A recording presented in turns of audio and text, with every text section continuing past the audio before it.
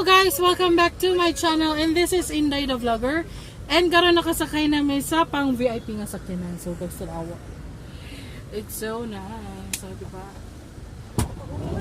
So naa si Mingkay and si Harley.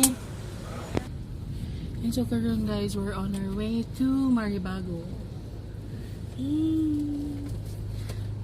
Si Madam Harley. So yeah, we'll see you.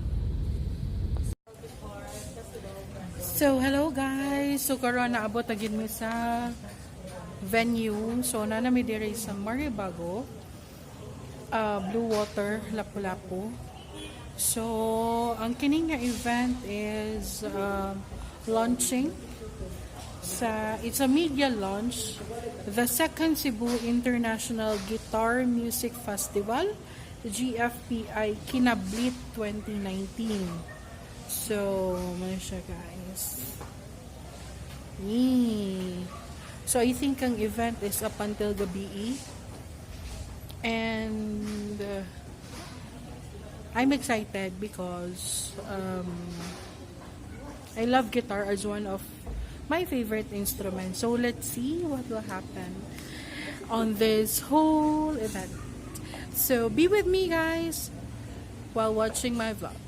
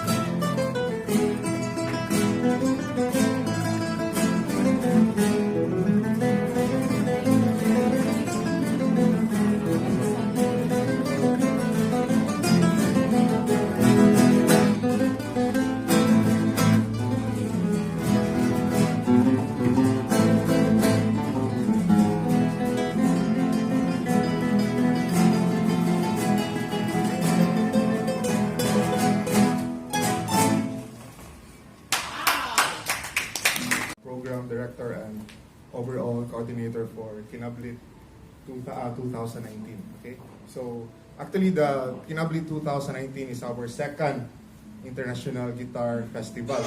The first one was last 2 years ago in 2017. So, but this is the first time that we're using the theme Kinablit.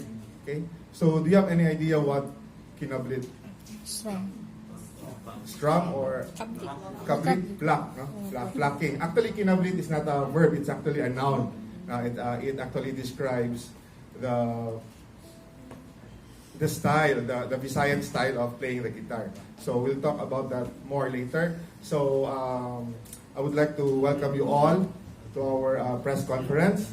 So aside from me, we have other board of trustees here. We have Mr. Vince Go at the back, please. And then we have Ma'am Flora Nases, Mr. Bebot Alegre,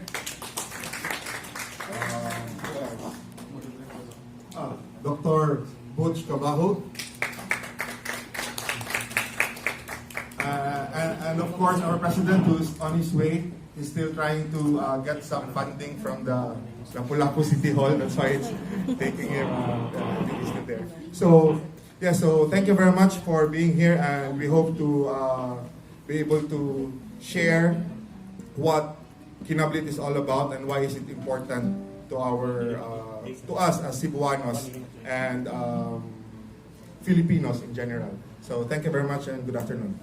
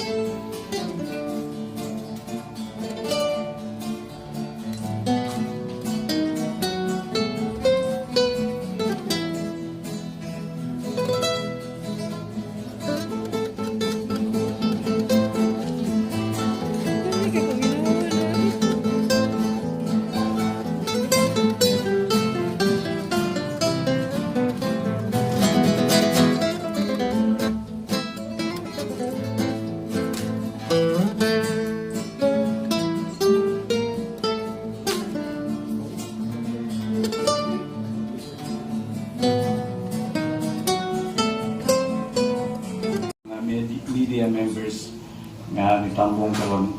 Salamat mi sa inyong pasalamat mi sa inyong pagkuha og portion of your time sa inyong station.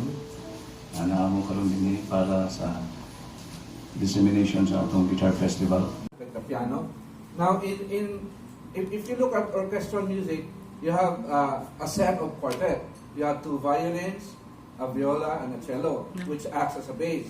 So you have the lowest note of C, 2 octaves below middle. Then you have up to another 2 octaves higher. So that's the range of the quartet. Now the guitar normally is in the middle, higher than the cello and lower than the violin. So sometimes when you play music, you want to reach higher, you add like a 7th string. We have, it's sort of like a requinto, which is higher. It can reach the range of the violin. But then, if you want the lower sounds also, you add the bass strings. Because the nice thing about the guitar is that it's not very fixed. Not like the violins, the violas, the cellos. They've been done since the 1700s and they've been standardized for the orchestra. The guitar, there's so many variations in different countries. They have their own variations. So that's why you'll see 10 strings, 8 strings, 7 strings. We even have our own Visayan guitar, Cebuano guitar, which was the 5-string guitar with a different tuning. Unfortunately, we don't have that now. C. Ikaw sama ka? A po. Okay. I play a country song.